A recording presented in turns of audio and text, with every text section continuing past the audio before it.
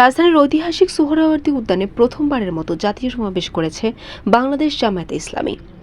শনিবার বেলা 2:04 কোরআন তেলাওয়াতের মধ্য দিয়ে জাতীয় সমাবেশের আনুষ্ঠানিকতা শুরু হয়েছে। এর আগে দুপুর 12:15 জামায়াত আমির ডক্টর শফিকুর রহমান সমাবেশ স্থলে এসে পৌঁছান। উদ্যানে প্রবেশের সময় রাস্তার দুপাশে নেতাকর্মীরা তাকে ঘিরে স্লোগান দেন। আপ্লুত আমির হাত নেড়ে শুভেচ্ছা জানান।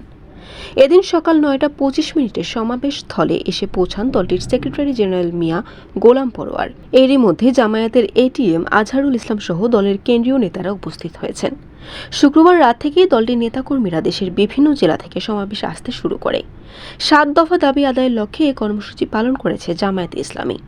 7 দফার মধ্যে রয়েছে লেভেল প্লেয়িং ফিল্ড নিশ্চিত করে অবাধ ও সুষ্ঠু নির্বাচন আয়োজন, সব গণহত্যার বিচার, মৌলিক সংস্কার বাস্তবায়ন, জুলাই সনদ কার্যকর করা, জুলাই অভ্যুত্থানে নিহত ও আহতদের পরিবারের পুনর্বাসন, সংখ্যানুপাতিক পদ্ধতিতে জাতীয় নির্বাচন এবং 1 কোটিরও বেশি প্রবাসী ভোটারের ভোটাধিকার নিশ্চিতকরণ।